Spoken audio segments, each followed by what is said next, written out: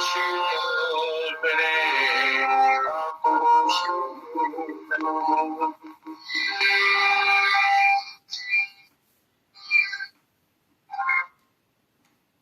प्रारंभ होता है शिवों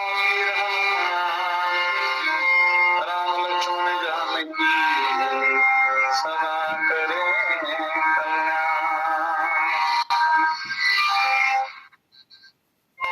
राम लक्ष्मण जानकी सदा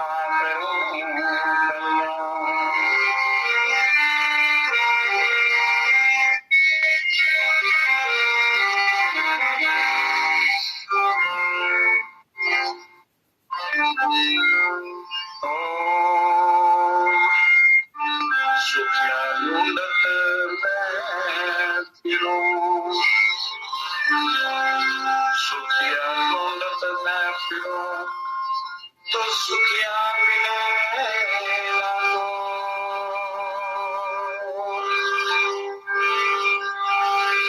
जाके आगे दुख कहे तू पहले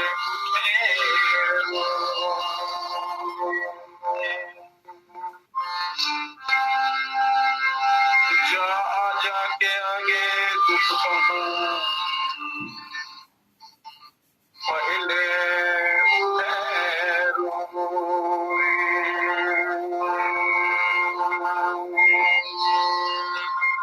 पुण्यात्मा संत कहते हैं कि इस संसार में मैं सुखी व्यक्ति को खोजता फिरता हूं, परंतु कोई सुखी नहीं मिला। जिसके सामने मैं अपना दुख कहता हूं वह सुनने से पहले ही अपने दुखों से रो उठता है। इस जग में सब दुख से पीड़ित है, कोई सुखी नहीं, क्योंकि वो कर्मों का प्रभाव है। कर्मों के कारण, अपने किए हुए कर्मों के कारण शरीर।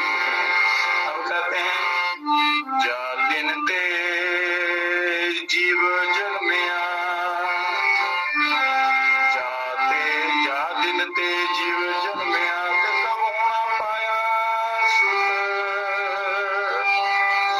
डाला डाला मैं फिरा पाते पाते दुख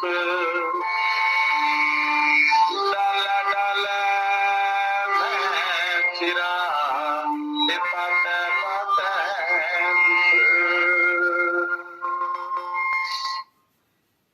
तो दुखद आश्चर्य ये है कि जिस दिन से इस जीव ने जन्म लिया कभी भी सुख नहीं पाया।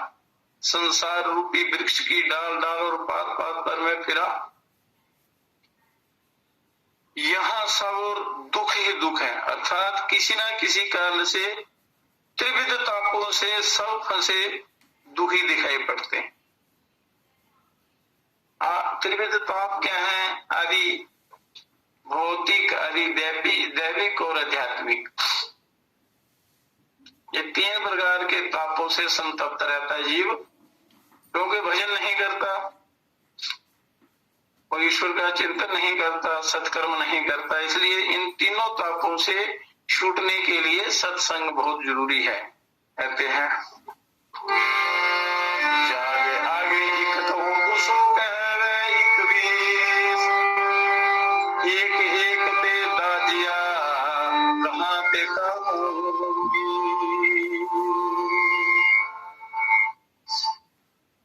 जिसके आगे मैं अपने एक दुख की बात कहता हूं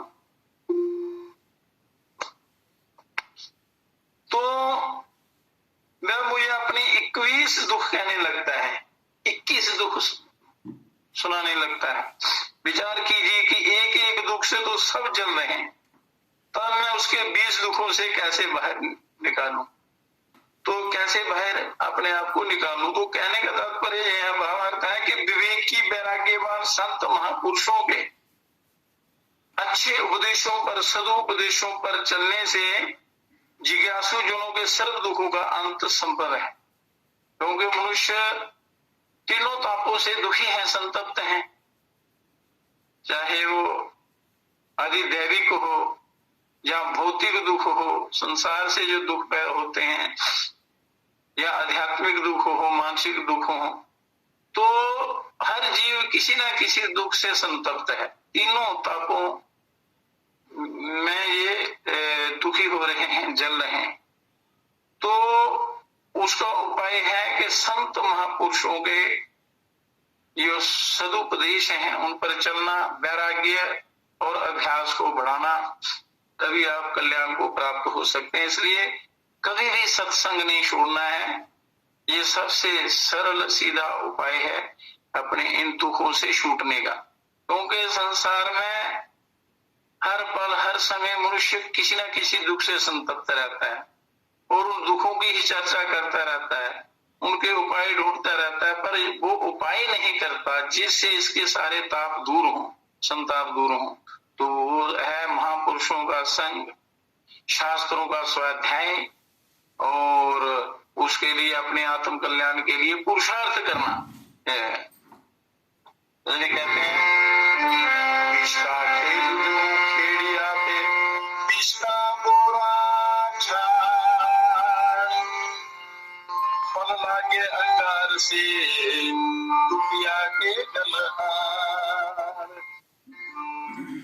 जब तक से ये संसार रूपी जहर का खेत तैयार किया और इसमें विष का बीज छिड़कर विष का पौधा उगाया, मतलब बुरे कर्म करके अपने विष का पेड़ लगा दिया, मतलब बुरे कर्म करके अपने लिए मुसीबत बना दी। उस पर त्रय तापों के अंगार, तीन ताप जो हैं उनके अंगार सदृश फल लगे, कर्मानुसार जिनका हार बनकर दुखों के गले में पड़ा। जो जो कर्म आप करते हैं तो उसका गोल चक्र बन जाता है, समझो हार बन जाता है। जैसे फूलों का हार बनाते हैं गोलाकार, तो भगवान के अर्पण करते हैं, उसी प्रकार आपके कर्मों का हार बन जाता है। तो जैसे जैसे वो समय आता है तो कर्मों का फल मिलता है। हर जीव को अपने बुरे कर्मों के दुख का गल हार पहनना पड़ता है। दुख का हार जो है वो गले में डालना पड़ता है, क्योंकि जो कर्म किए हैं वो तो भोगने हैं। तो इसलिए सत्संग से बढ़कर, सत्संग मतलब प्रभु चर्चा, शास्त्रों का स्वाध्याय, महापुरुषों का संग, कल्याणकारी रास्ता अपनाना, नाम जप। जल पाए जल दाहिने से जल ही में भगवान, आगे पीछे जल ही है तेरा कै सिरजना, आगे पीछे जल ही है तेरा कै सिरजना। कहते हैं चाहे बाएं देखो या दाएं, सब दुख ही दुख की आग है सब तरफ, सब ओर। तो दुखाग्नि में ही सबका आपसी व्यवहार जल रहा और आगे पीछे सब और जो ये दुख की ज्वाला दहक रही है, इससे तो केवल समर्थ स्वामी परमात्मा राम ही सुरक्षित रख सकते हैं, अन्य कोई नहीं। परमात्मा ही आपको कर सकते हैं और दूसरा कोई नहीं। तो आपने क्या करना, उस प्रभु का चिंतन करना है, राम नाम का भजन करना है। तो कहते हैं क्या करना है आपने, कैसे आप छूट सकते हैं कि संतों का संग, ईश्वर का चिंतन आपने करना है। कहते हैं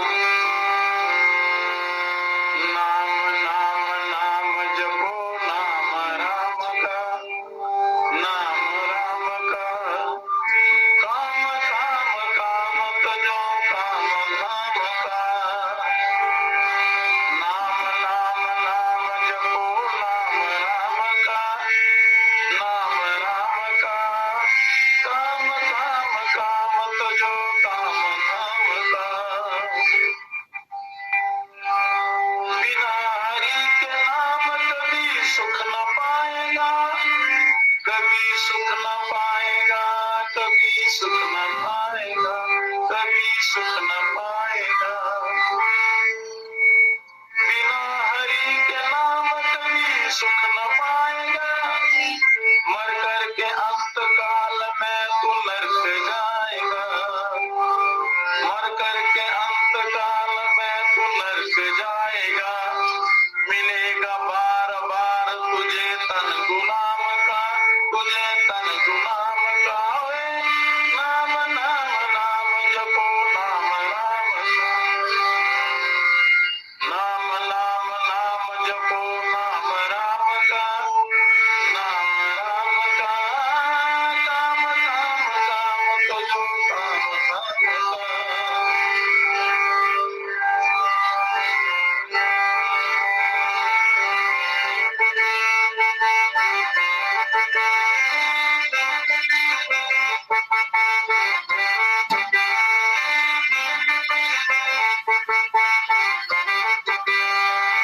करता है क्या गुमान तू जोवन बवाल का, जोवन बवाल का, जोवन बवाल का, जोवन बवाल का। करता है क्या गुमान तू जोवन बवाल का, मेहमान है जे पास तेरे आज काल का, मेहमान है जे पास तेरे आज काल का।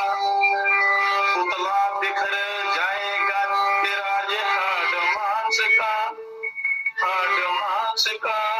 पुतला बिखर जाएगा तेरा हाड मांस का, हाड मांस का।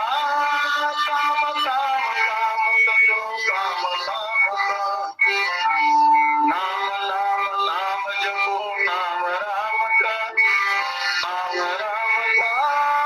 काम काम काम करो काम काम का, काम काम काम करो काम काम का।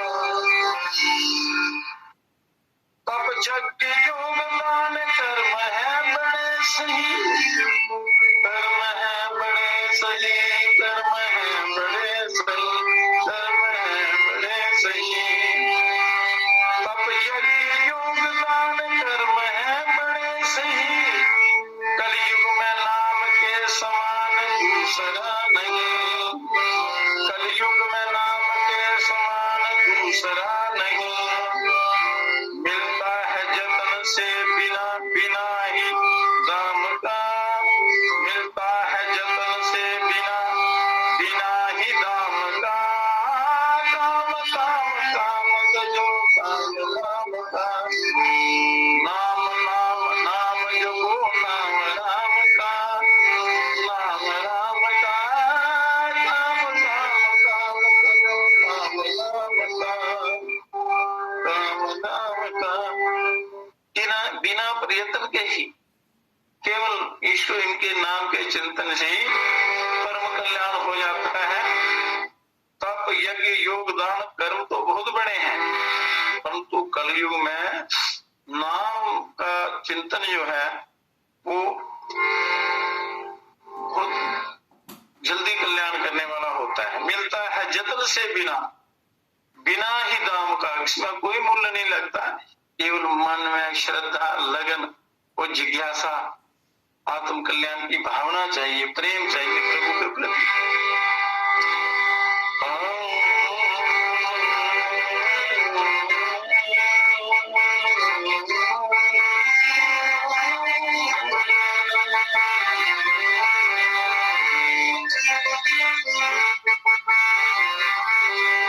पाकर मनुष्य तनियो हरि नाम ना लिया, हरि नाम ना लिया, हरि नाम ना लिया, हरि नाम ना लिया। मनुष्य का जन्म पाकर भी अगर परमात्मा का नाम नहीं लिया, चिंतन नहीं किया, अच्छे कर्म नहीं किए, अपना कल्याण नहीं किया।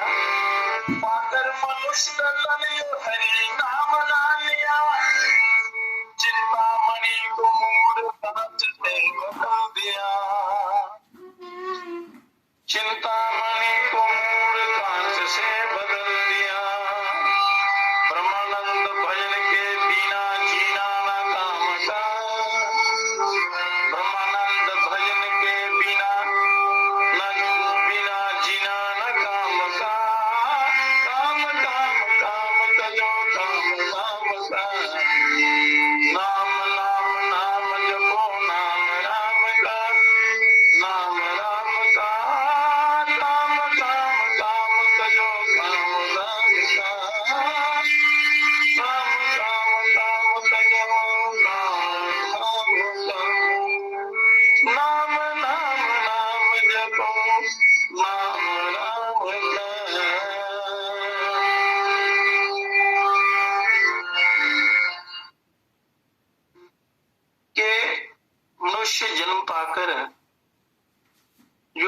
कल्याण नहीं करता, अपने जीवन का सदुपयोग नहीं करता, तो उसका जीना बेकार है। भजन के बिना, भजन मतलब प्रभु का चिंतन करो, ध्यान करो, साधना करो, उसके बताए हुए मार्ग पर चलो, बुराई बुरे कर्मों से बचो, सत्कर्म करो और ईश्वर की प्राप्ति की तरफ चलो, अपने कल्याण की तरफ चलो, तो कल्याण हो सकता, नहीं तो ये भयंकर नदी है दुखों की, ये संसार बड़ा कष्ट होता है। और मनुष्य जन्म मिला है पुरुषार्थ के द्वारा, अपने उस परम लक्ष्य को प्राप्त करो, परमानंद की प्राप्ति करो। हम तो हीरे को कांच के बदले में दे देते, मनुष्य जन्म हीरा है और हम विश्व भोगों के पीछे, उसके बदले विश्व भोग क्या है, ये कंकड़ रोड़े पत्थर हैं, कांच के टुकड़े हैं। हीरा जो है वो प्रभु का चिंतन, साधना, ध्यान इत्यादि, आत्म कल्याण। तो उस जनों का सदुपयोग करना है, दुरुपयोग नहीं, इसको बर्बाद नहीं करना है। तो मनुष्य की स्थिति क्या है, मैं रोकूं, मैं रोऊं संसार को, तो मुझे न रोवे कोई, मुझको रोवे सो जना, तेरा मसनी मुझे मुझको रोवे सो जना, तेरा मसनी। संत कहते हैं कि मैं इस संसार की ज्ञानपूर्ण दुखद स्थिति को देखकर दया भाव से द्रवित होकर रोता हूं, परंतु कोई भी संसारी जन मुझे नहीं रोता, अर्थात मेरी ओर ध्यान नहीं करता। अंतर्यामी परमात्मा राम का जो प्रेमी भक्त होगा वही मुझे यथार्थ में समझकर मेरे लिए रोएगा, मतलब साधना करेगा, आज्ञा का पालन करेगा, ईश्वर की तरफ चलेगा, अपना कल्याण करेगा। शंख समुद्र विशुराते लोग कहे बाजंत, प्रीतमयापन कारण घर घर दयंत, प्रीतमयापन कारण घर घर दयंत। शंख समुद्र में पैदा होता है, परंतु जब वह समुद्र से बिछुड़ जाता है और घरों में लाकर बजाया जाता है, तो लोग कहते हैं कि वह अपने घर के वियोग में चीखता बजता है। वह बेचारा अपने स्वामी समुद्र के लिए लोगों के घर घर में दुखी होकर पुकार करता है। वैसी ही स्थिति सब जग जीवों की है। इसका भावार्थ ये हुआ कि अपने असली घर, वास्तविक घर, जो सच्चा घर है, अर्थात निज आत्म स्वरूप से बिछुड़कर, जो आपका आत्म तत्व है, जो ब्रह्म का आप अंश हैं, उससे बिछुड़कर बाह्य सांसारिक प्रवृत्ति में पड़ जाने के कारण ही सब जीव दुखी हैं। मतलब अंतरात्मा अंदर बैठे हुए परमात्मा को नहीं देखते, अंतर ध्यान नहीं करते और विश्व भोगों के पीछे पड़े रहते हैं, दर दर ठोकरे खाते हैं। तो इस कारण सब दुखी हैं, मतलब असलियत को नहीं पकड़ते, तो इसलिए सब जग जो है वो दुखी है। तो सुखी होने का तरीका ये प्रभु का भजन ही है। करनी बिचारी क्या करे,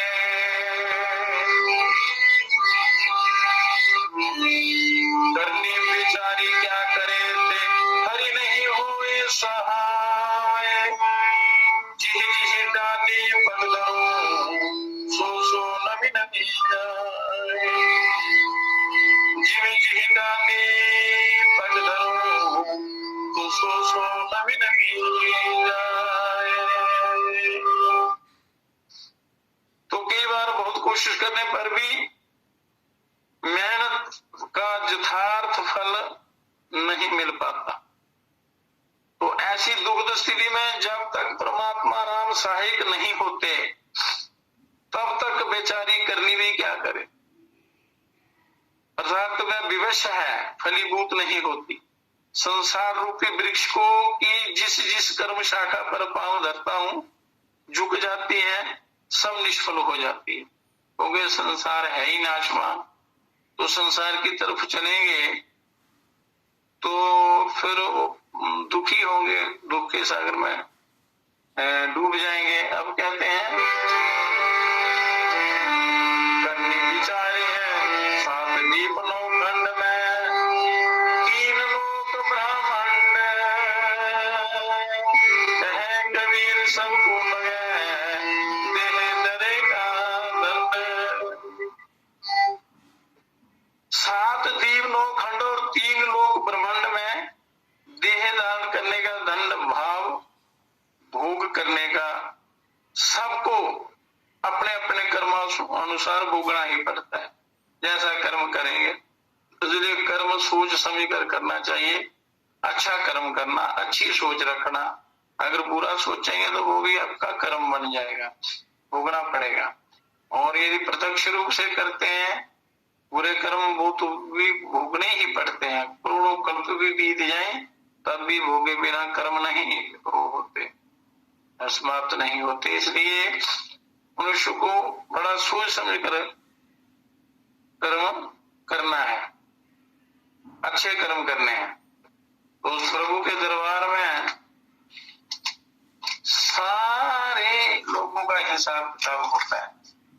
तो इसलिए ऐसे भगवान को, अर्जुन को भगवान श्री कृष्णचंद्र जी दिव्य ज्ञान दे रहे हैं, क्योंकि वो मोह से ग्रसित हो चुके हैं और दिव्य ज्ञान दिया है उन्होंने। अर्जुन के माध्यम से सारे संसार को वो दिव्य ज्ञान दिया है, सबके लिए है वो। इसलिए मनुष्य को उसका यथावत उसका श्रवण करना चाहिए, उस पर मनन करो, उस पर अभ्यास करो तो परम कल्याण हो जाता है। और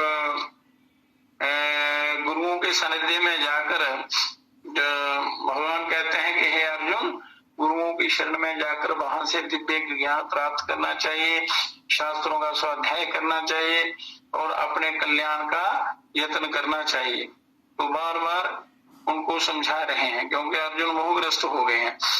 तो गुरु कैसे होने चाहिए? तो ऐसे गुरुओं की शरण में जाओ जिन्होंने परमात्मा का साक्षात्कार किया हो, आपको सही मार्ग पर लगाएं और आपका उद्धार हो जाए, कल्याण हो जाए। तो पहले सोच समझकर ये गुरु धारण करने, ये नहीं है आज एक गुरु बना लिया, कल कोई, परसों कोई, ऐसे। तो ऐसे कंकर रोलिंग स्टोन की तरह जैसे ठोकरें खाते हुए जो कंकड़ पत्थर हैं, ऐसे जीवन बन जाता है, बर्बाद हो जाता है, वो कहीं का नहीं रहता। बुरा व्यक्ति कहीं का नहीं रहता। कहते हैं कि परमात्म तत्व की प्राप्ति के लिए उपनिषदों में, उपनिषद क्योंकि वेदों का सार उपनिषद है, तो उपनिषदों में बड़ा दिव्य ज्ञान दिया हुआ है। उन्होंने सूत्र दिया है, सूत्र दिया है कि सत विज्ञानार्थम सा गुरुमेवा विगच्छेत। कहते हैं कि उसे जानने के लिए जिज्ञासु व्यक्ति गुरु के पास जाए, सिद्ध गुरु के पास जाए। कैसे नम्र भाव से जाए, उनके पास जाए। कैसे भाव ये है कि समिधा अग्नि पकड़ती है, समिधा लेकर, कहते हैं ना, समिधा लेकर के फलाना ऋषि पास ज्ञान ज्योति है। साधना समिधा जैसी पात्रता लेकर जाए, साधना जैसी समिधा, साधना के भाव से, पवित्र श्रद्धा से, पवित्र भाव से आत्मकल्याण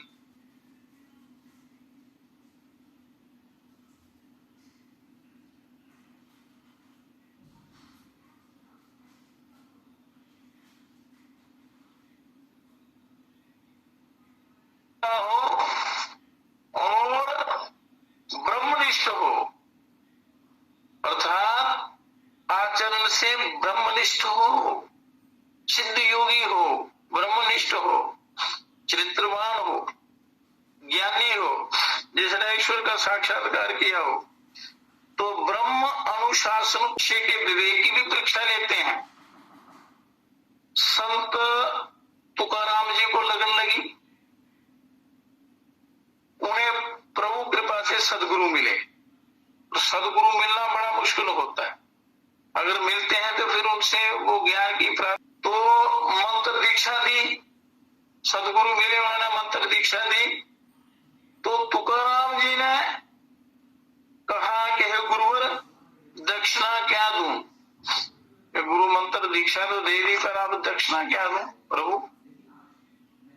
तो गुरु बोले, पांव भर तूप दे दे, पांव भर तूप दे दे। महाराष्ट्र में तूप का अर्थ घी होता है, घी को बोलते हैं, तूप दे दे। तुकाराम एक पाव घी देकर छुट्टी पा सकते थे, पर सोचा कि तूप शब्द का ही प्रयोग क्यों किया, घी घृत आदि क्यों नहीं कहा? ये तूप शब्द का अर्थ कुछ और भी हो सकता है। तो तुकाराम जी मानसिक उधेड़ गुण में थे, तो गुरु मंद मंद मुस्कुरा रहे थे। शिष्य के विवेक और समर्पण भाव की परीक्षा थी। अगर शिष्य गुरु की परीक्षा करके वो दीक्षा लेता है, तो गुरु भी परीक्षा लेते हैं कि क्या ये योग्य है, शिष्य बनने के काबिल है कि नहीं। तो तुकाराम ने गुरु की मुख मुद्रा देखी, समझ गए ये अर्थ कुछ गूढ़ ही है, बड़ा गहरा अर्थ है, बड़ा गहना अर्थ है। अर्थ किया तू पा, अर्थात तेरापन, मेरेपन का अभिमान गुरु मांगते हैं। मेरापन मतलब अहंकार। और एक पांव घी के साथ भाव संकल्प कर दिया अभिमान छोड़ने का। मैंपन जो मेरेपन का अहंकार था, इस अहंकार को छोड़, यही गुरु दक्षिणा है। तो संत तुकाराम की निर्भिमानिता उन्हें वहां तक उठा लेगी जहां संदेश स्वर्ग ले जाने के लिए विमान सदेह इस शरीर के साथ स्वर्ग ले जाने के लिए विमान भेजा गया। ये विवेक पूर्ण गुरु दक्षिणा ही फलित हुई थी। तो विवेक गुरु पूर्व अगर गुरु दक्षिणा ली हो तो मनुष्य का परम कल्याण हो जाता है। तो इसलिए भगवान कृष्ण कहते हैं कि हे अर्जुन, तू इस सृष्टि के रहस्य को समझ, कर्म के रहस्य को समझ। यहाँ कर्मयोग की बात चल रही थी। भगवान कहते हैं तत्वित्तु महाबाहो गुण कर्मम विभागयो हो गुणा गुणेषु वर्तन्त इति मत्वा न सज्जते। हे अर्जुन, गुण विभाग और कर्म विभाग को तत्व से जानने वाला महापुरुष संपूर्ण गुणों में वर्त रहे हैं, ऐसा मानकर आसक्त नहीं होता। जो ज्ञानी है वो कभी आसक्त नहीं होता। तो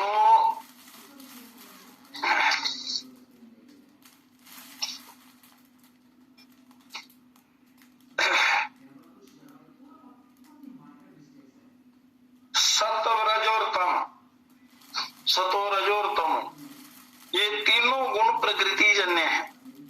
ये सत्य सात्विक गुण, राजस गुण, तामसिक गुण, ये इस प्रकृति के हैं। और इन तीनों गुणों का कार्य होने से संपूर्ण सृष्टि त्रिगुणात्मिका है। इसको तीन गुणों वाली सृष्टि कहते हैं। और गुण ही गुणों में बरत रहे हैं, एक दूसरे से मिलकर ये सृष्टि की रचना करते हैं। अतः शरीर, इंद्रियां, मन, बुद्धि, प्राणी पदार्थ आदि सब गुणमयी ही हैं। त्रिगुणात्मक सृष्टि है। तीनों गुण आपस में ये बरत रहे हैं, यही गुण विभाग कहलाता है। और इनसे होने वाली क्रिया कर्म विभाग कहलाती है।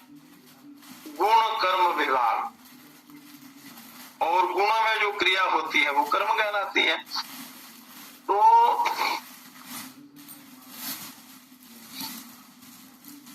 गुण और कर्म अर्थात पदार्थ पदार्थ और क्रियाएं, पदार्थों में तीनों गुण होते हैं और उनमें होने वाली क्रियाएं जो हैं निरंतर परिवर्तनशील हैं, बदलती रहती हैं, सदा एक जैसी नहीं रहती। पदार्थ पैदा होते हैं और नष्ट होते हैं, पैदा होने वाले हैं, नष्ट होने वाले हैं, तथा क्रियाएं आरंभ और समाप्त होने वाली होती। पदार्थ भी पैदा होने वाले, नष्ट होने वाले हैं, क्रियाएं भी आरंभ होने वाली हैं और समाप्त होने वाली हैं। ऐसा ठीक ठीक अनुभव करना ही गुण और कर्म विभाग को तत्व जानना है। तो गुण और तत्व को, जो गुण विभाग को जो पुरुषार्थ के द्वारा तत्व से जानता है, गहराई से जानता है, सच्चा सच्चा ज्ञान प्राप्त करता है, वह चेतन में कभी कोई क्रिया नहीं होती। जो चेतन है, जो आपके अंदर आपका अपना असली स्वरूप जो है, उसमें किसी प्रकार की कोई क्रिया नहीं होती, क्योंकि वो गुणों से परे है। सतो रजो तमो, जो सत्व रजस और तमस, इन तीनों गुणों का उस पर कोई प्रभाव नहीं होता, उससे परे है। वह सदा निर्लिप्त निर्विकार रहता है। जो आपके अंदर परमात्मा का अंश है, उसका किसी भी ये संसारी पदार्थ और क्रिया से संबंध नहीं होता, क्योंकि ये आत्म तत्व ना कभी पैदा होता है, ना इसका ह्रास होता, नष्ट होता है, ये ज्यों का त्यों ही रहता है। ऐसा ठीक ठीक अनुभव करना ही चेतन को तत्व से जानना है।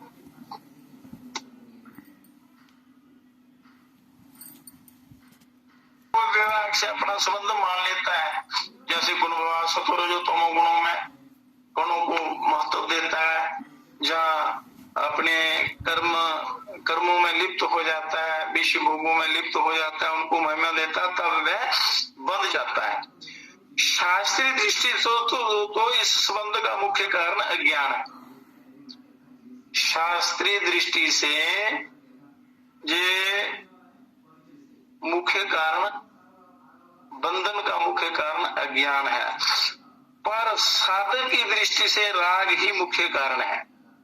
राग अविवेक से होता है और विवेक जागृत होने पर राग नष्ट होता है। जब आपको ज्ञान हो गया, विवेक हो गया, तो उससे जो राग है संसार के पदार्थों के प्रति, वो नष्ट हो जाता है और राग ही बंधने वाला होता है। राग और द्वेष ये दो मल हैं।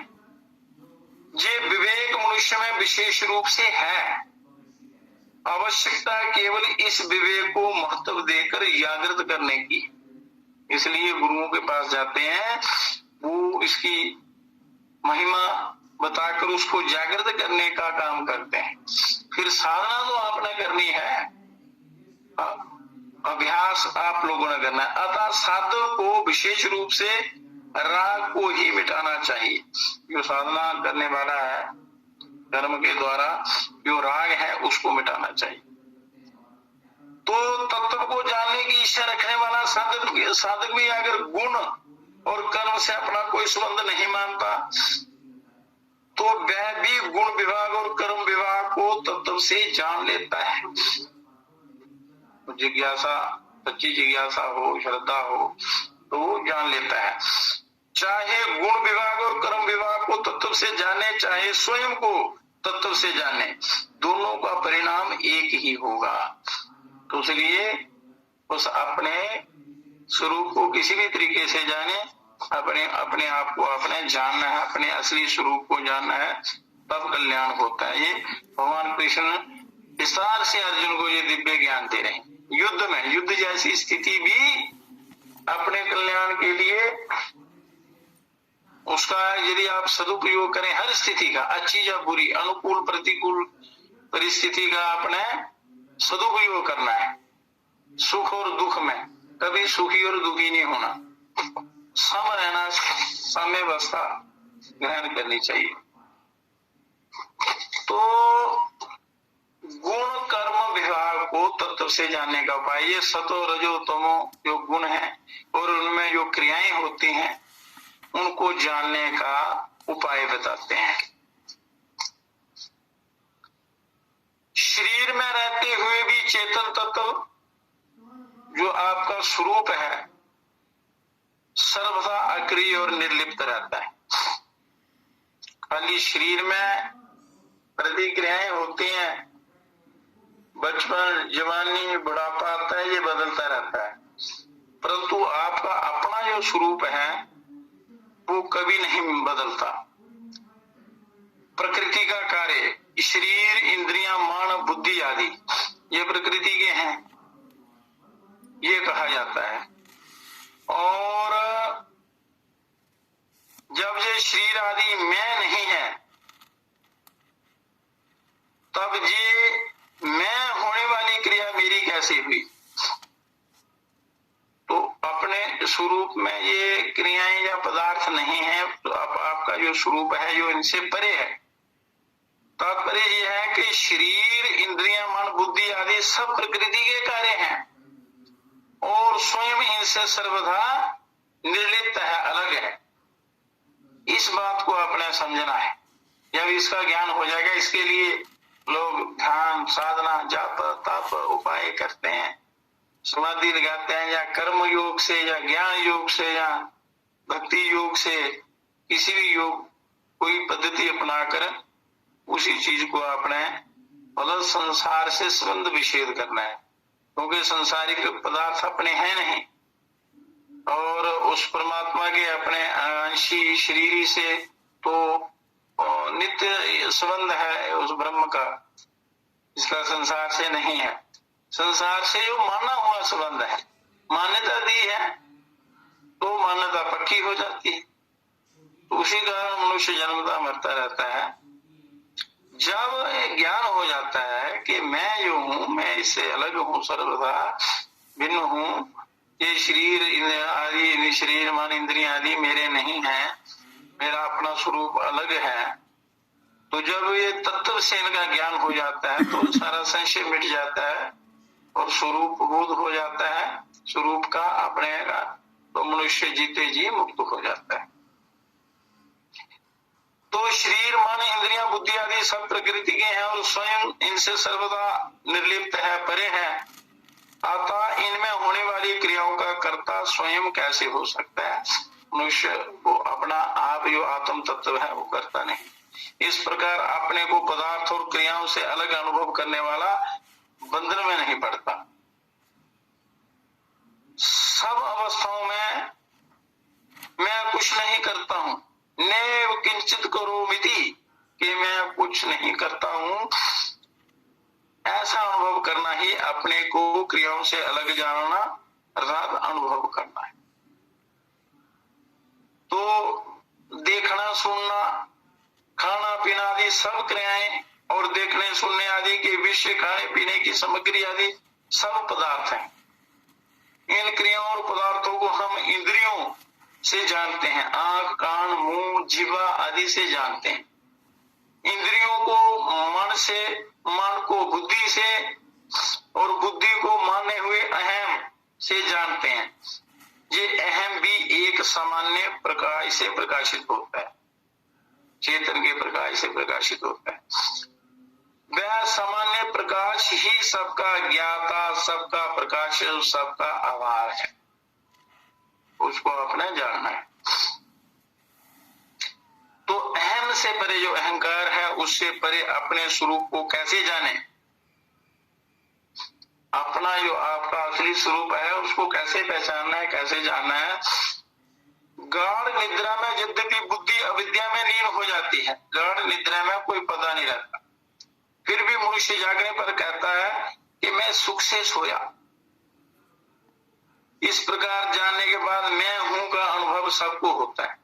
जब गाढ़ निद्रा से जागता है, निद्रा में कोई पता नहीं रहता, पर जब जागता है कहता है नहीं मैं बड़ी गहरी नींद से सोया, तो जो अनुभव करता है वही वो आपका चेतन स्वरूप है। इसे सिद्ध होता है कि सुषुप्ति काल में भी अपनी सत्ता थी, आपका जो अपना स्वरूप है उसकी सत्ता थी। यदि ऐसा ना होता तो मैं बहुत से सुख से सोया, मुझे कुछ भी पता नहीं था, ऐसी स्मृति का ज्ञान नहीं होता।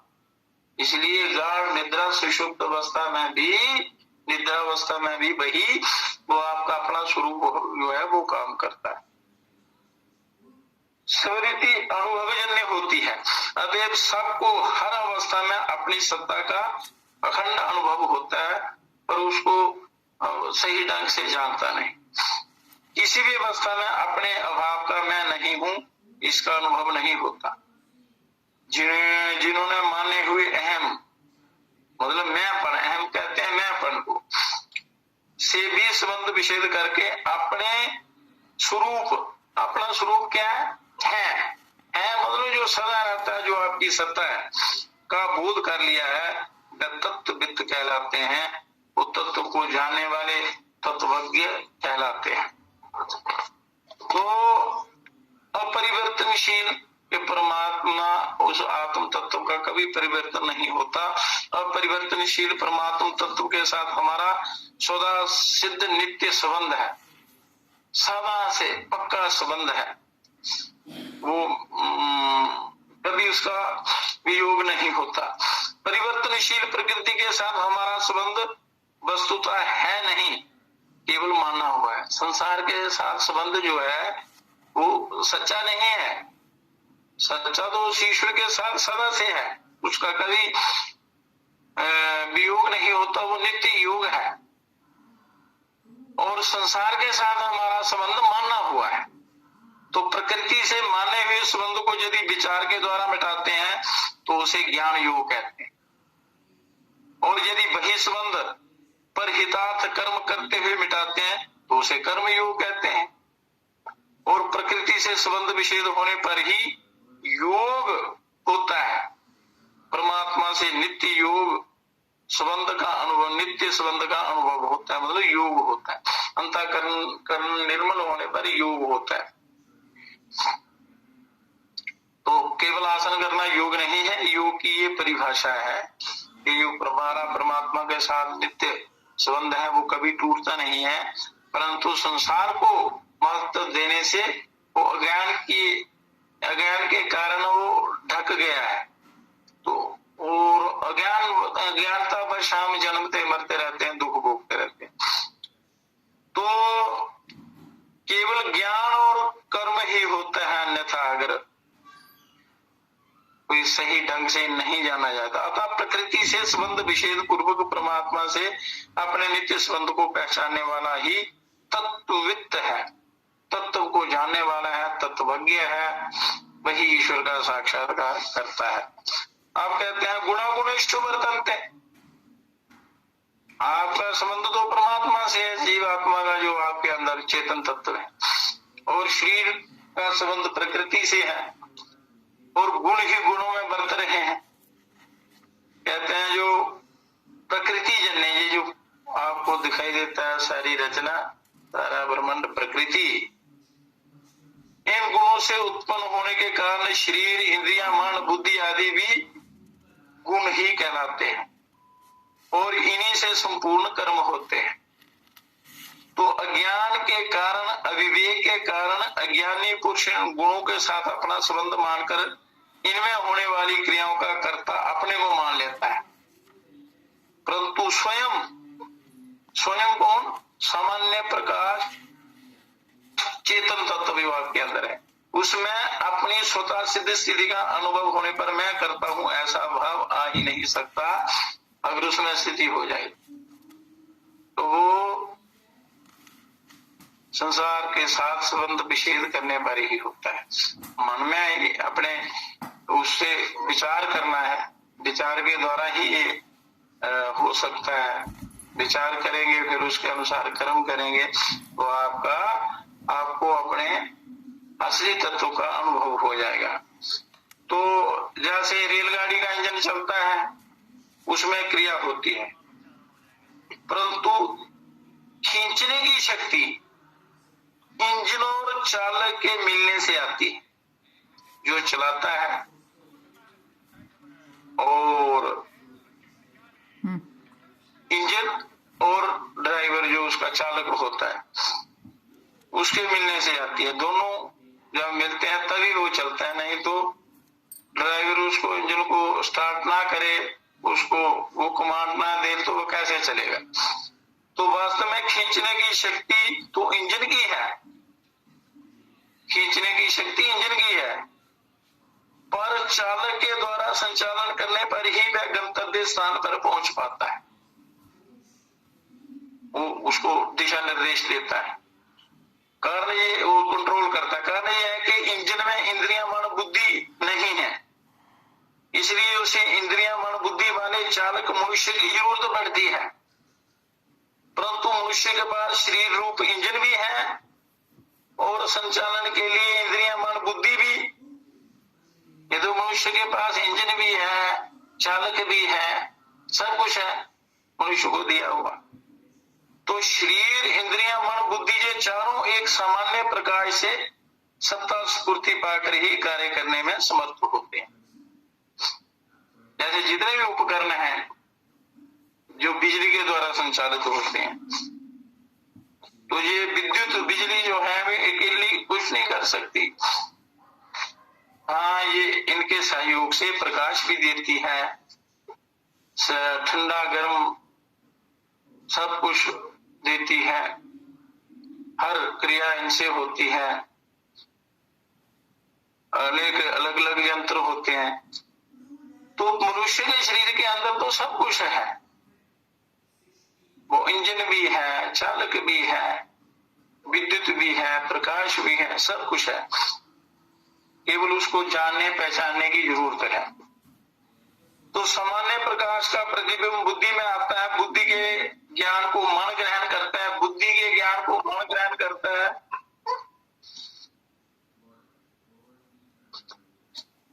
और मन के ज्ञान को इंद्रियां ग्रहण करती हैं, और फिर शरीर रूप इंजन का संचालन होता है। जैसे इंजन स्टार्ट करते हैं तो अलग अलग पुर्जे अपना अपना काम करते हैं। उसी प्रकार से ये इस क्रम आता है कि जो आपका चेतन तत्व प्रकाश है वो बुद्धि में आता है, बुद्धि ज्ञान को देती है, ज्ञान ग्रहण करता है, फिर मन ग्रहण करता है ज्ञान को, और मन के ज्ञान को इंद्रियां ग्रहण करते हैं, और फिर शरीर रूप इंजन संचालन होता है। बुद्धि मन इंद्रियां शरीर ये सब के सब गुण हैं, और इन्हें प्रकाशित करने वाला, इन्हें सत्ता स्फूर्ति देने वाला स्वयं वो आपका आत्म तत्व जो है इन गुणों से असंबद्ध निर्लिप्त रहता है, गुणों से निर्लिप्त रहता है, उनको खाली शक्ति देता है। अतः वास्तव में संपूर्ण गुण ही गुणों में बरत रहे हैं, गुण ही गुणों में बरत रहे हैं। तो श्रेष्ठ पुरुष के आचरणों का सब लोग अनुसरण करते हैं। इसलिए भगवान ज्ञानी महापुरुष के द्वारा लोक संग्रह कैसे होता है इसका वर्णन करते हुए कहते हैं कि जिस प्रकार वह महापुरुष संपूर्ण गुण ही गुणों में बरत रहे हैं, ऐसा अनुभव करके उनमें आसक्त नहीं होता है, उसी प्रकार साधु को भी वैसा ही मानकर उनमें आसक्त नहीं होना चाहिए। आसक्ति ही बांधने वाली होती है।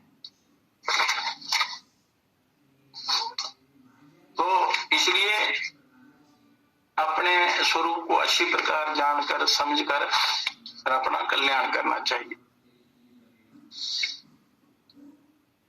तो अब प्रकृति पुरुष संबंधी मार्मिक बात।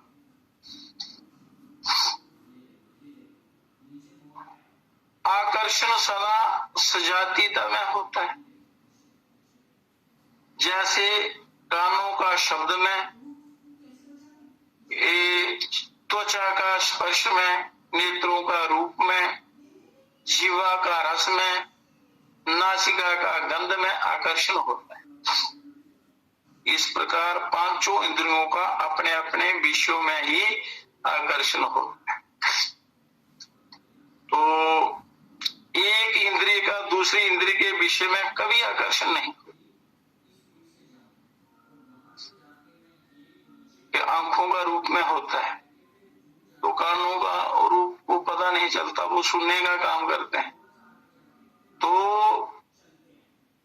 कानों में शब्द का, त्वचा में स्पर्श का, स्पर्श त्वचा का गुण है स्पर्श, नेत्रों का रूप में, जीवा का रस में, और नासिका का गंध में आकर्षण होता है। इस प्रकार पांचों इंद्रियों का अपने अपने विषयों में आकर्षण होता है। तात्पर्य यह है कि एक वस्तु प्रकृति और प्रवृत्ति ही सिद्धि सजातीयता में ही होती है, और विजातीय वस्तु में ना तो आकर्षण होता है, ना प्रवृत्ति होती है, ना प्रवृत्ति की सिद्धि होती है। इसलिए आकर्षण, प्रवृत्ति और प्रवृत्ति की सिद्धि सजातीयता के कारण, एक जैसे पदार्थों के कारण प्रकृति में ही होती है। परंतु पुरुष में, पुरुष क्या है, जो चेतन तत्व है, उसमें विजातीय जड़ का जो आकर्षण मालूम होता है, उसमें भी वास्तव में प्रकृति का अंश ही प्रकृति की और आकर्षित होता है। वो आत्मा या आपका जो स्वयं अपना स्वरूप है वो आकर्षित नहीं होता, वो प्रकृति का अंश ही उसमें, क्योंकि प्रकृति है तो प्रकृति, जैसे कोई सत्संगी व्यक्ति है तो उसका आकर्षण संत महापुरुषों में, सत्संग करने वालों में होता है, अच्छी चर्चा करने वालों में, अच्छा संग। अगर कोई शराबी कबाबी है तो उसका आकर्षण शराबियों की तरफ होगा। तो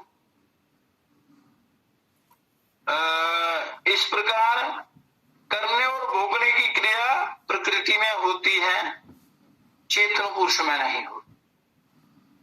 पुरुष तो सदा आत्म तत्व, चेतन तत्व सदा निर्विकार है, नित्य है, अचल है, सदा एक रूप है, एक रस है, अनंत है। इस प्रकार उस पुरुष में कोई परिवर्तन नहीं होता। परिवर्तन तो इस संसार में होता है, संसारिक पदार्थों में होता है, गुणों में होता है। वो तो निर्लिप्त है, गुणों से रहित है, इसलिए उसमें कोई प्रतिक्रिया नहीं। तो कर्म योगी और ज्ञान योगी, सांख्य योगी, दोनों की साधना प्रणाली में एकता नहीं होती। कर्म योगी गुणों से, शरीर आदि से मानी हुई एकता को मिटाने की चेष्टा करते हैं। इसलिए श्री मद्भागवत में लिखा है, कर्म योगस्तु कामी नाम, कहा गया है कि भगवान ने भी इसलिए कर्म योगी के लिए कर्म करने की आवश्यकता पर विशेष जोर दिया, क्योंकि जिसका जो भाव है, जो भी साधना करता है उसको उसी पर ज्यादा जोर देना चाहिए। जैसे कर्मों का आरंभ किए बिना मनुष्य निष्कर्मता को प्राप्त नहीं होता, तो योग में आरूढ़ होने की इच्छा वाले जो मननशील पुरुष के लिए कर्म करना ही हेतु कहा गया। योगारूढ़ जो होना चाहते हैं, अपना कल्याण चाहते हैं, तो कर्म योगी कर्मों को तो करता है, पर उनको अपने लिए नहीं, दूसरों के लिए ही करता है निष्काम भाव से। तो उसका वो कर्म जो है वो उसका कल्याण करने वाला हो जाता है। और वो कर्मों का भोगता नहीं बनता। अगर अपने लिए करता है तो उसको फिर कर्म फल भोगना पड़ता है। भोगता ना बनने से और भोगने की वृत्ति का नाश होने से करने का अभिमान जो है, कर्तृत्व का नाश स्वतः हो जाता है। उस अहंकार का, कर्तापन का नाश हो जाता है। अगर दूसरों के लिए, परमार्थ के लिए कर्म करते हैं तो तात्पर्य ये है कि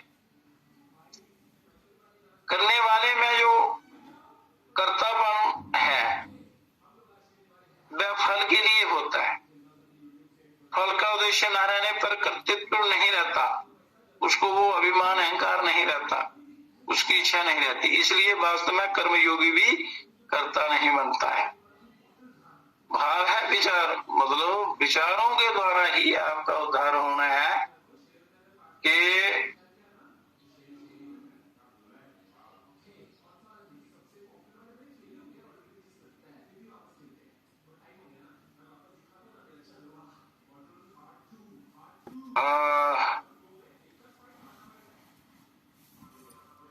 सांख्य योग में विवेक विचार की प्रधानता रहती है और वह प्रकृति जन्य गुण ही गुणों में बरत रहे हैं ऐसा जानकर अपने को उन क्रियाओं का कर्ता नहीं मानता। वो ज्ञान से नहीं मानता, ये कर्म के द्वारा नहीं मानता। इसी बात को भगवान आगे कहते हैं कि जो पुरुष संपूर्ण कर्मों को सब प्रकार से प्रकृति के द्वारा ही किए जाते हुए देखता है और स्वयं आत्मा को अकर्ता देखता है। स्वयं कौन है? आत्मा, जीवात्मा आपके अंदर ही है, वही यथार्थ देखता है, वही असली रूप में देखता है। इस प्रकार सांख्य योगी अपने कर्तृत्व का नाश करता है, जो करने का उसको अहंकार होता है, अभिमान होता है, कर्तापन का, उसको नाश करता है। इसका नाश होने पर भोगित्व का नाश स्वतः हो जाता है। जो भोगों की इच्छा होती है, कामना होती है, वो स्वतः नष्ट हो जाती है। तो भगवान कई उदाहरणों से, कई दृष्टिकोणों से कर्म करने पर जोर देते हैं। उन्होंने जोर दिया है गीता में। गीता को इसी प्रकार पढ़ना चाहिए, सुनना चाहिए। जैसे जनकादि महापुरुष भी निष्काम भाव से कर्म करके परम सिद्धि को प्राप्त हुए हैं, तो मैं भी कर्म करता हूँ। ज्ञानी महापुरुष भी अज्ञानी पुरुषों के समान लोक संग्रहित कर्म करता है। भगवान कहते हैं मुझे कुछ करना शेष नहीं होता, पर फिर भी मैं लोक संग्रह के लिए, लोगों के कल्याण के लिए, लोगों के भले के लिए कर्म करता हूँ। इससे सिद्ध होता है कि हर दृष्टि से कर्म करना ही श्रेयस्कर है। तो पर वो शास्त्रानुसार, ऐसे नहीं। शास्त्रों के अनुसार ही आपने कर्तव्य कर्म करने हैं और अपने को इन कर्म चक्र से छुड़ाना है। इसलिए ये गीता में भगवान ने बड़ा दिव्य ज्ञान दिया है अर्जुन को। तो जो अहंकार से मोहित नहीं होता वह तत्वज्ञ होता है। इस तत्वविद को ही तत्वदर्शी कहा गया है। पहले पिछले ये कथा में ये वर्णन आया था। तत्वविद गुण विभाग और कर्म विभाग से, अर्थात पदार्थ और क्रिया से सर्वथा अतीत हो जाता है, परे हो जाता है। उसका इन चीजों का कोई उस पर असर नहीं होता।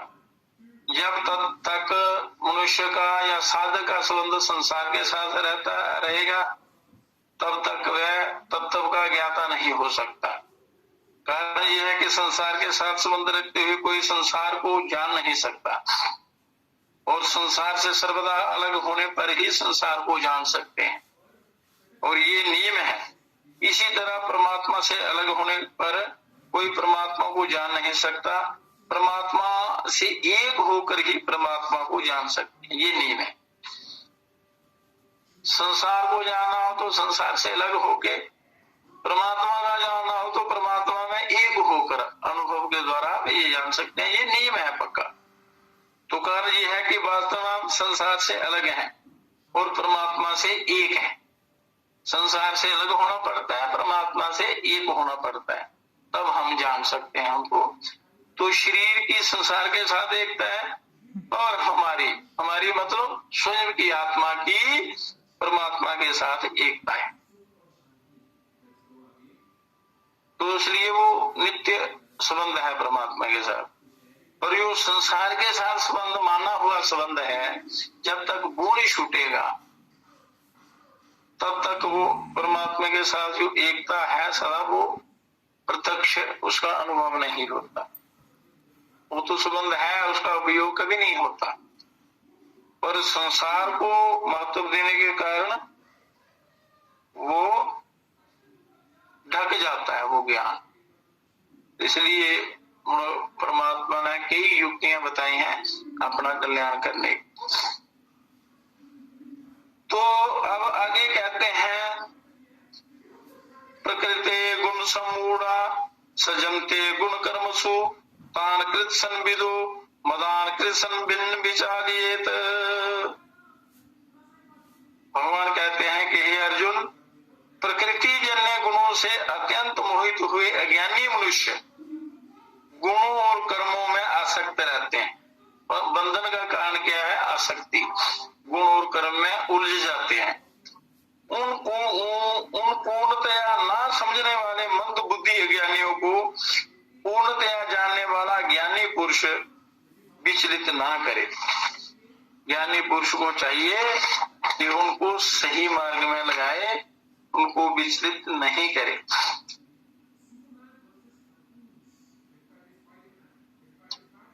तो अर्जुन का प्रश्न था कि मेरे को घोर कर्म में क्यों लगाते हो? तो उस प्रश्न का भगवान कई तरह से उत्तर देते हैं, जिसका तात्पर्य है कि मेरा उद्देश्य घोर कर्म में लगाना नहीं है, कर्मों से संबंध विच्छेद करना है, और कर्मों से संबंध विच्छेद करने के लिए ही कर्मयोग होता है, जिससे मनुष्य कर्मों में फंस जाता है। उस कर्म और कर्म फल की आसक्ति से छूटने के लिए क्या करना चाहिए? सारी ये कथा दिव्य ज्ञान देकर अब कहते हैं कि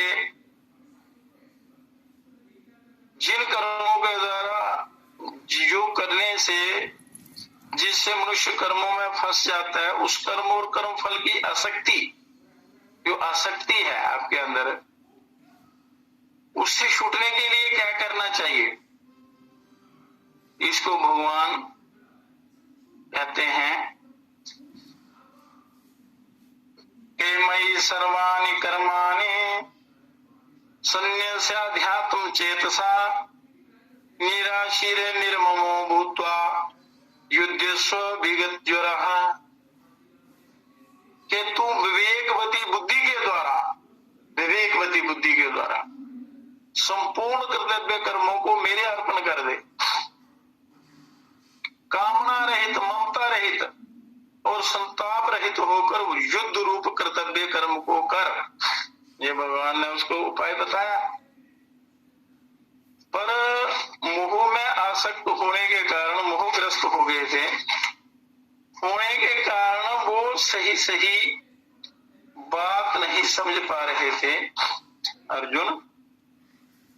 तो जैसे जैसे भगवान उनको बार बार समझाते गए तो उनकी समझ में आता गया। तो वो 18 अध्याय तक पहुंच गया और उनको कल्याण का रास्ता भी बता दिया कि ऐसे अपने आप को सफल बनाना है और ईश्वर की प्राप्ति करनी है।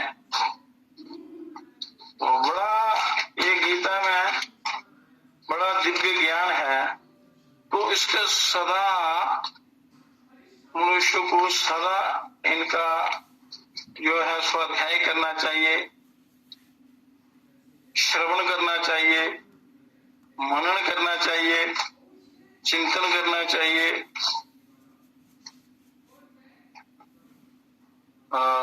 क्योंकि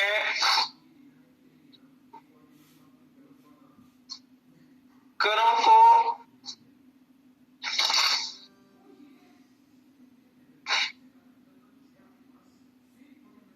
कर्म योग के द्वारा अपना कल्याण करता है, ज्ञानी ज्ञान योग के द्वारा, भक्ति योग के द्वारा। एक ही सिद्ध हो जाने पर बाकी सारे सिद्ध हो जाते हैं।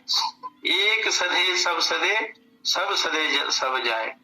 तो इन पूरा श्रवण करके उनमें जो सार वस्तु हो अपने कल्याण के लिए, उसको अपने अपनाना है, धारण भी करना है। पहले श्रवण करना है, श्रवण के द्वारा उस पर मनन करना है, फिर उस पर अभ्यास करना है, निधिध्यासन करना है, फिर जाकर कल्याण होता है। तो समझ आ जाए तो सब कुछ ठीक हो जाता है। तो इसलिए पहले कर्म शुद्धि करनी चाहिए, क्योंकि परमात्मा ने पूरा हिसाब रखा होता है आपके कर्मों का। तो कहते हैं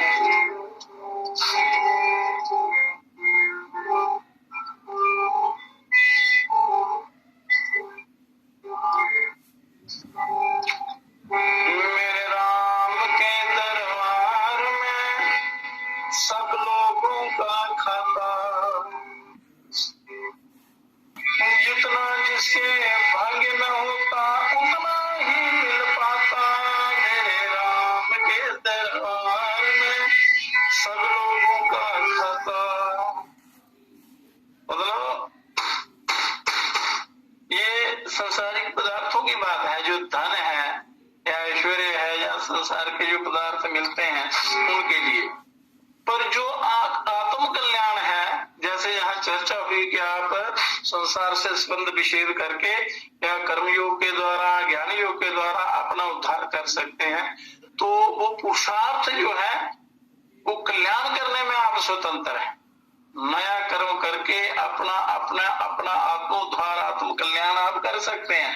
बाकी जो कर्म किया है वो भोगना है, पर आत्म बल के द्वारा पुरुषार्थ के द्वारा आप उस ब्रह्म को प्राप्त कर सकते हैं।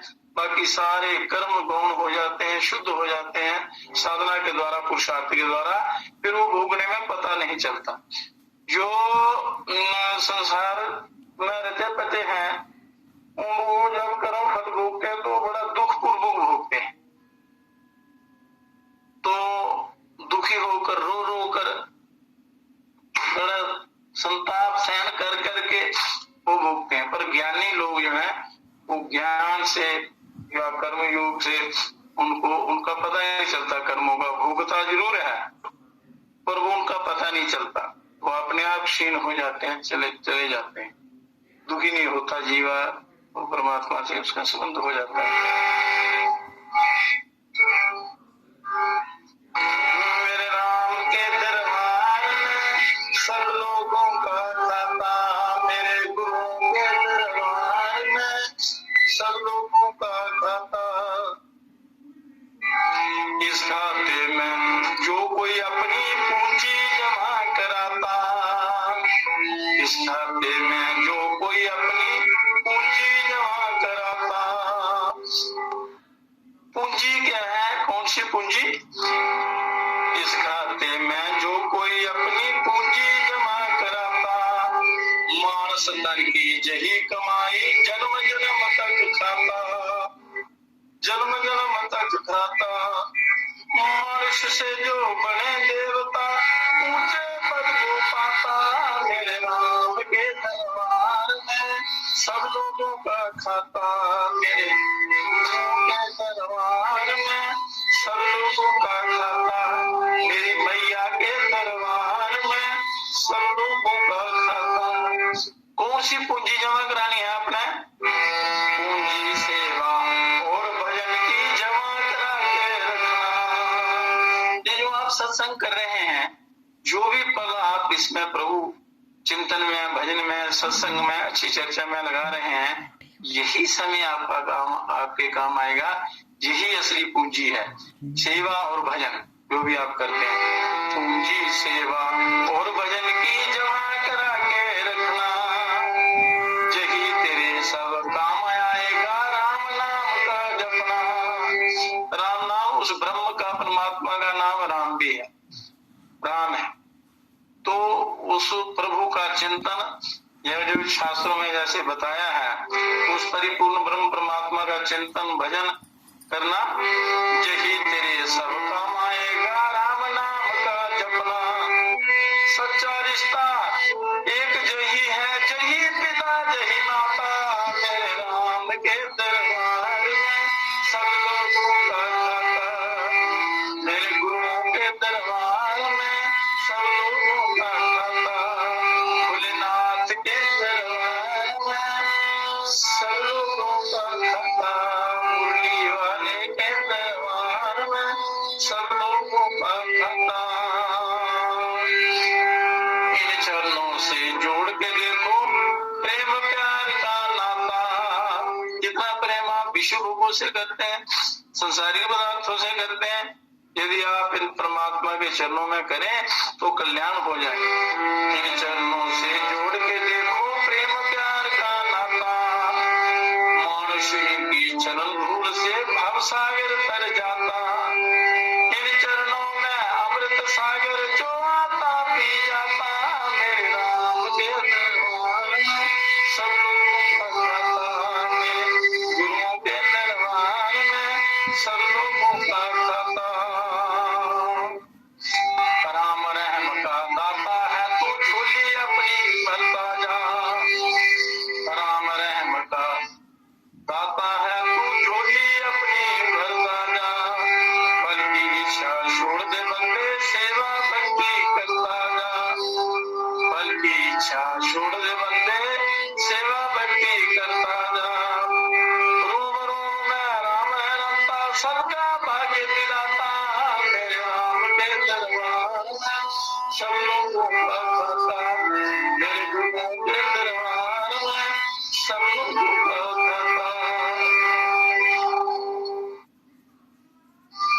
सदा तुम करते चलो सत्पुरुषों का संग, सत्पुरुषों के संग से लोहा तर जाए काठ के संग। सदा तुम करते चलो सत्पुरुषों का संग, सदा तुम करते चलो सत्पुरुषों का संग। अच्छा संग करेंगे तो जैसा सूखी लकड़ी के साथ लोहा अगर ऐसे डालेंगे पानी में डूब जाएगा, अगर उस लकड़ी को लगा देंगे वो लकड़ी डूबने नहीं देगी। ऐसे ही सत्संग जो है वो जो सत्संग का अनुसरण करता है, संग करता है, वो कभी नहीं डूबता, उसका उद्धार हो जाता है। और भगवान कहते हैं कि विवेकवती बुद्धि के द्वारा संपूर्ण कर्तव्य कर्मों को मेरे अर्पण करके कामना रहित, ममता रहित और संताप रहित होकर युद्ध रूप कर्तव्य कर्म को कर मेरे अर्पण करके कर, क्योंकि ये युद्ध जो है ये कर्तव्य रूप में प्राप्त है। तो जो कर्तव्य सामने हो उसको शास्त्रानुसार करना चाहिए। प्राय साधक का ये विचार रहता है कि कर्मों से बंधन होता है और कर्म किए बिना कोई रह सकता नहीं, ये साधक सोचता है। इसलिए कर्म करने से तो मैं बंध जाऊंगा। अतः कर्म किस प्रकार करने चाहिए जिससे कर्म बंधन कारक ना हो।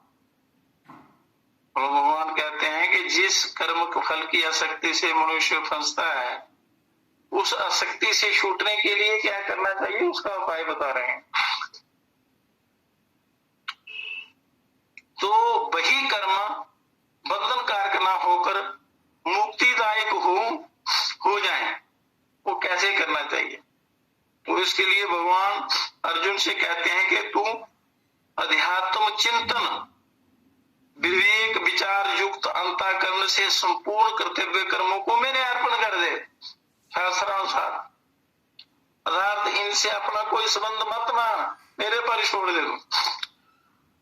पर कौन से कर्तव्य कर्म जो शास्त्रानुसार करने होते हैं उसमें ममता नहीं रखनी। कारण यह है कि वास्तव में संसार मात्र की संपूर्ण क्रियाओं में केवल मेरी शक्ति ही काम कर रही है। भगवान को बता रहे हैं शरीर इंद्रियां पदार्थ आदि भी मेरे हैं और शक्ति भी मेरी है। जैसे मनुष्य रूपी इंजन के अंदर इंजन भी है और चालक भी है, शक्ति भी है, तो इसलिए भगवान कहते हैं मेरे में सब कुछ है। इसलिए सब कुछ भगवान का है और भगवान अपने हैं। या हम संसार को अपना मानते हैं, अगर भगवान को अपना मान ले तो सारा काम सब सफल हो जाता है। गंभीरता पूर्वक ऐसा विचार करके जब तू कर्तव्य कर्म करेगा तब वह कर्म तेरे को बांधने वाले नहीं होंगे, उद्धार करने वाले हो जाएंगे। वही कर्म, यही जीव जो है सबसे अच्छी है और सबसे खराब भी है। यदि आप इससे अच्छे शब्द बोलेंगे, चिंतन करेंगे, ईश्वर का नाम लेंगे तो ये परमात्मा तक पहुंचा देती है। और इसी से यदि आप राग द्वेष निंदा चुगली करेंगे, आप शब्द कहेंगे तो ये पतन करने वाली हो जाती है, नरकों में ले जाने वाली होती है। तो वही कर्म कल्याण करने वाले हो जाते हैं यदि पवित्र भाव से तू कर्म करेगा, संसार के लिए करेगा, अपने लिए नहीं। आसक्ति ममता कामना रहित होकर यदि तू मेरे लिए काम करेगा, ईश्वर के लिए, मेरे लिए मतलब सारे ब्रह्मांड के लिए सब ईश्वर का रूप है, तो उस भाव से तू कर्म करेगा तो तेरा कल्याण हो जाएगा। शरीर इंद्रियां मन बुद्धि पदार्थ आदि पर अपना कोई अधिकार नहीं चलता, ये मनुष्य मात्र का अनुभव है। ये सब प्रकृति के हैं और स्वयं परमात्मा का है। अतः शरीर आदि पदार्थों में भूल से माने हुए अपनेपन को हटाकर इनको भगवान का ही मानना अर्पण करना कहलाता है। इनको भगवान को ही मानना वो अर्पण करना कहलाता है। अतः अपने विवेक को महत्व देकर पदार्थों को और कर्मों से मूर्खतावश माने हुए संबंध का, जो पदार्थों और संसार के जितने भी कर्म हैं उनसे जो माना हुआ संबंध है अज्ञान के कारण, उस संबंध का त्याग करना ही अर्पण करने का तात्पर्य है। तो अध्यात्म चेतसा के इसका अर्थ है कि किसी भी मार्ग का साधक हो, उसका उद्देश्य आध्यात्मिक होना चाहिए। उद्देश्य आध्यात्मिक होना चाहिए, लौकिक नहीं। लौकिक उद्देश्य होगा तो फंस जाएंगे, संसारिक उद्देश्य होगा तो फंस जाएंगे। वास्तव में उद्देश्य या आवश्यकता सदैव आध्यात्मिक होती है असल में, और कामना सदैव उत्पत्ति विनाशशील वस्तु की होती है। कामना होती है संसारिक नाशवान पदार्थों की, और उद्देश्य होता है ईश्वर का। तो साधक में उद्देश्य होना चाहिए, कामना नहीं होनी चाहिए। उद्देश्य वाला अंतःकरण विवेक विचार युक्त रहता है।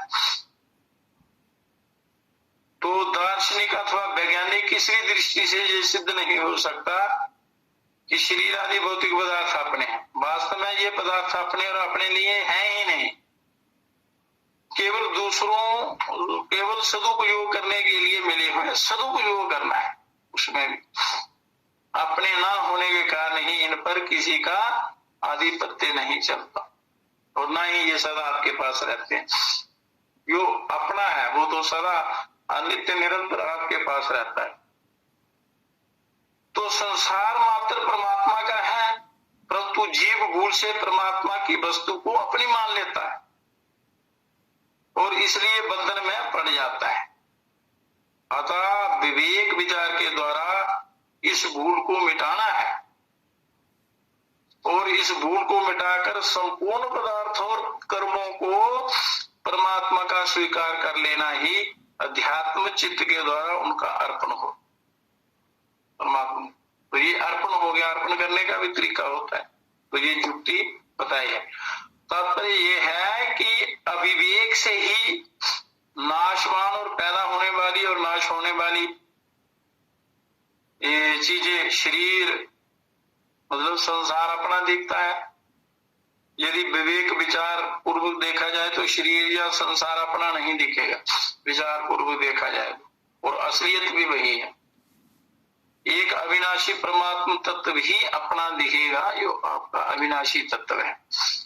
तो संसार को अपना देखना ही पतन है, और अपना ना देखना ही उत्थान है। तो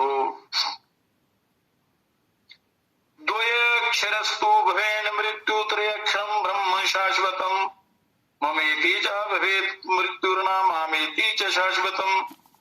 ये दो अक्षरों का मम, ये मेरा है ऐसा भाव मृत्यु है, और तीन अक्षरों का ना मम, ये मेरा नहीं है ऐसा भाव अमृत है, सनातन ब्रह्म है। तो ये दो भाव है, और दूसरा भाव जो है उसको अपने ना मम ऐसा विचार अपने मन में दृढ़ करना है, वो सनातन ब्रह्म है। वो उसकी तो अर्पण संबंधी विशेष बात, मतलब आसक्ति से छूटने का एक तरीका है, क्योंकि त्याग से बड़ी शांति मिलती है, तत्काल शांति अर्पण करने से, अर्पण से। तो भगवान ने मयि सर्वाणि कर्माणि सन्न्यस्य, ये संस्कृत के शब्द हैं। इन पदों से संपूर्ण कर्मों को अर्पण करने की बात इसलिए कही है कि मनुष्य ने कर्ण मतलब शरीर, इंद्रिय, मन, बुद्धि और प्राण आदि जितने भी कर्ण हैं, उपकरण हैं, कर्म करने में उपयोगी सामग्री है, तथा क्रियाओं को भूल से अपनी और अपने लिए मान लिया है, जो कभी इसके थे नहीं, है नहीं, होंगे नहीं, और हो सकती भी नहीं। तो ये ना पैदा होने वाले और नाश होने वाले पदार्थ जो हैं, इनसे अविनाशी का कोई संबंध नहीं। अतः कर्मों को चाहे संसार के अर्पण कर दे, चाहे प्रकृति के अर्पण कर दे, और चाहे भगवान के अर्पण कर दे, तीनों का एक ही नतीजा होगा, तो अर्पण करना है आपने। क्योंकि संसार प्रकृति का कार्य है और भगवान प्रकृति के स्वामी है, ये अच्छी प्रकार समझ लेना है। तो इस दृष्टि से संसार और प्रकृति दोनों भगवान के, संसार और प्रकृति दोनों उस प्रभु के हैं। अतः मैं भगवान का हूँ और मेरी कहलाने वाली मात्र वस्तुएं भगवान की हैं। इस प्रकार सब कुछ भगवान के अर्पण कर देना चाहिए और अपनी ममता उठा देनी चाहिए, ममता निकाल देनी चाहिए। तो ऐसा करने के बाद फिर साधु को संसार या भगवान से कुछ भी चाहना नहीं पड़ता है, क्योंकि जो उसे चाहिए उसकी व्यवस्था भगवान स्वतः करते हैं। अर्पण करने के बाद फिर शरीर आदि पदार्थ अपने प्रतीत हो नहीं होने चाहिए, होते भी नहीं है, और यदि अपने प्रतीत होते हैं तो वास्तव में अर्पण हुआ ही नहीं। तो इसलिए भगवान ने विवेक विचार युक्त चित्त से, विवेक और विचार युक्त चित्त से अर्पण करने के लिए कहा है, जिससे ये वास्तविकता ठीक तरह से समझ में आ जाए कि ये पदार्थ भगवान के हैं, अपने हैं ही नहीं। तो बड़ी गहराई से आपने इस बात को, अर्पण को समझना है। जब समझ आ जाएगी तो फिर इसमें कोई परिश्रम नहीं करना पड़ता, समझना पड़ता है। और सत्संग से एक पल भी दूर नहीं रहना चाहिए, क्योंकि ये जितने भी डाकू लुटेरे चोर हैं, जो संसार के प्रति आसक्ति है, ममता है,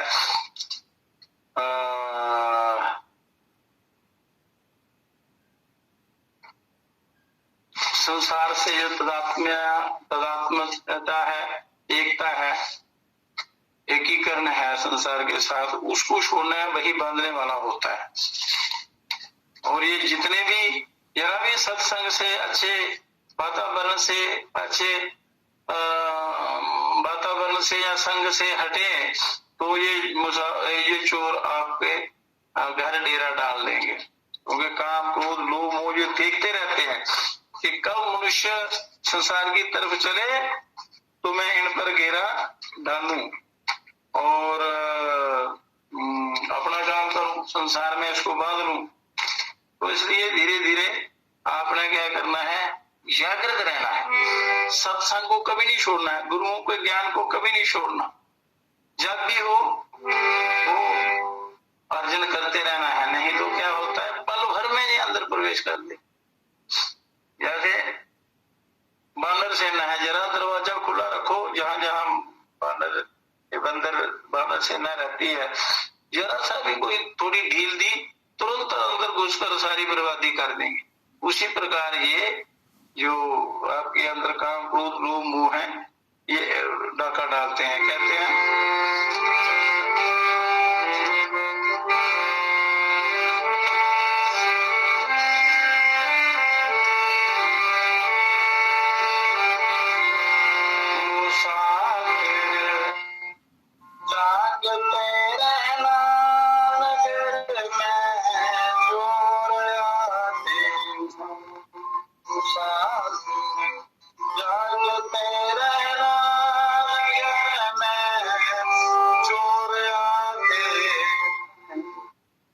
जरा सी ढील दी ये अंदर प्रवेश कर जाते हैं। संभालो माल अपने को, बांध कर घर सिराने में, संभालो माल को अपने, बांध कर घर सिराने में, जरा सी नींद गफलत में झपट गठरी उठाते हैं। मुसाफिर जागते रहना, नगर में चोर आते हैं। मुसाफिर जागते रहना, नगर में चोर आते हैं। कपट का है जहाँ चलना, सभी व्यापार दिन रात। कपट का है जहाँ चलना, सभी व्यापार दिन रात। दिखाकर सूरतें सुन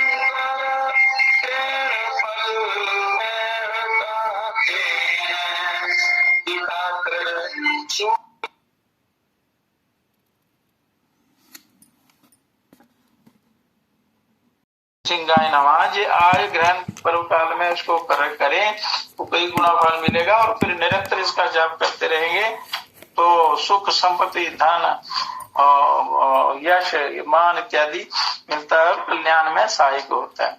अब धनु राशि, ओम ह्रीम क्लीम सौः, ओम ह्रीम क्लीम सौः, ये धनु राशि का मंत्र है। ओम ह्रीम क्लीम सौः और ओम श्रीम देव कृष्णाय ऊर्ध्वदंताय नमः। ओम श्रीम देव कृष्णाय ऊर्ध्वदंताय नमः, ये इष्ट देव का मंत्र है, धनु राशि का इष्ट देव का। अब मकर राशि का मंत्र है, बीज मंत्र, ओम ऐं क्लीं ह्रीं श्रीं सौः। ओम ऐं क्लीं ह्रीं श्रीं सौः। और इष्ट देव का मंत्र है ओम श्रीं वत्सलाय नमः। ओम श्रीं वत्सलाय नमः।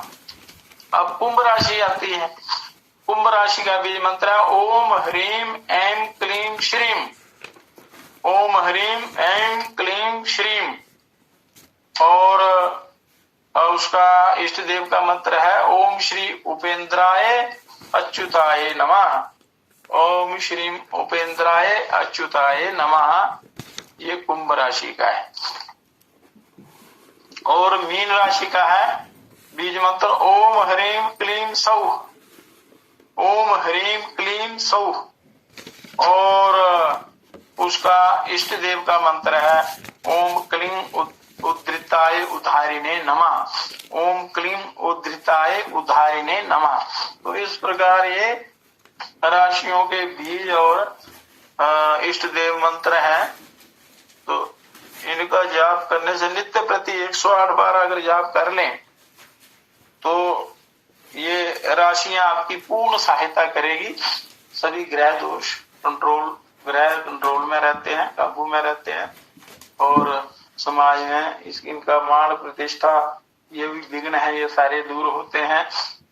तो ये इनका ये करना चाहिए। तो ग्रहण काल में करने से ये इसका करोड़ गुना ज्यादा फल मिलता है।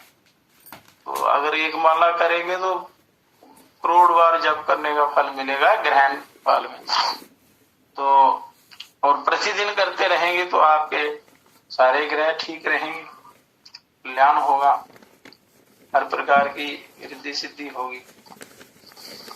तो इस प्रकार मनुष्य को अपना कल्याण में लग जाना चाहिए। तो समाना हो तो ऐसा हो, प्रभु सब में समाया है। समाना हो तो ऐसा हो, करी सब विश्व की रचना रचाना हो तो ऐसा हो। अब आपने करना क्या है, अपनी भूल को सुधारना है और नित्य चिंतन करना है।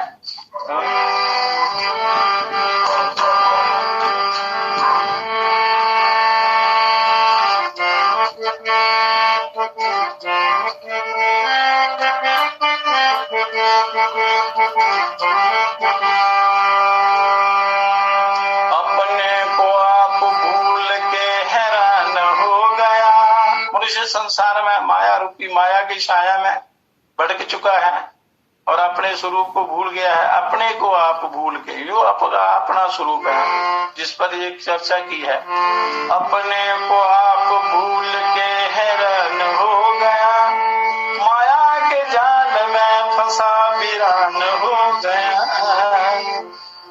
माया के जाल में फंसा वीरान हो गया।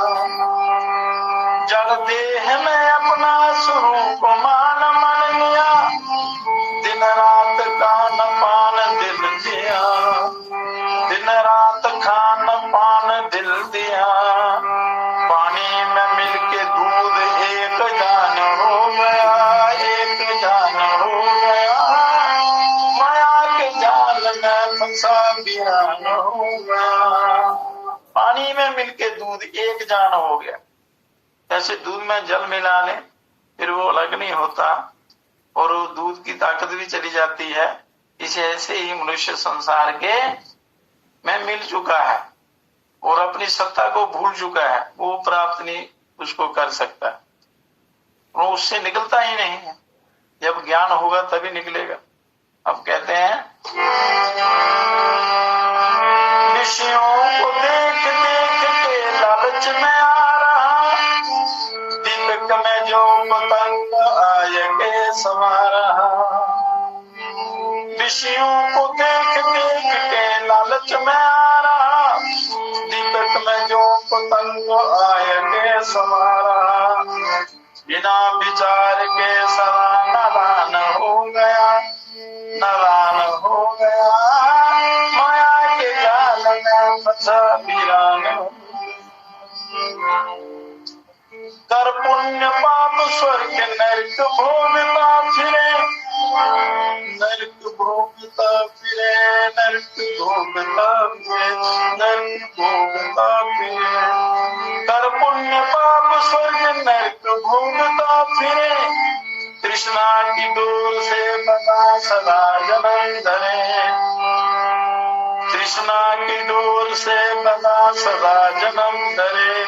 पी करके मोह की सुरा दीवान हो गया, माया के जाल में फंसा वीरान हो गया। सत्संग में जाकर सदा दिल में विचार ले, बदन में अपने आप रूप को निहार ले। सत्संग में जाकर सदा दिल में विचार ले, बदन में अपने आप रूप को निहार ले। ब्रह्मानंद मिले मोक्ष जब भी ज्ञान हो गया, जब भी ज्ञान हो गया, माया के जाल में फंसा वीरान हो गया। अपने को आप भूल के हैरान हो गया, माया के जाल में फंसा वीरान हो गया, माया के जाल में फंसा वीरान हो गया।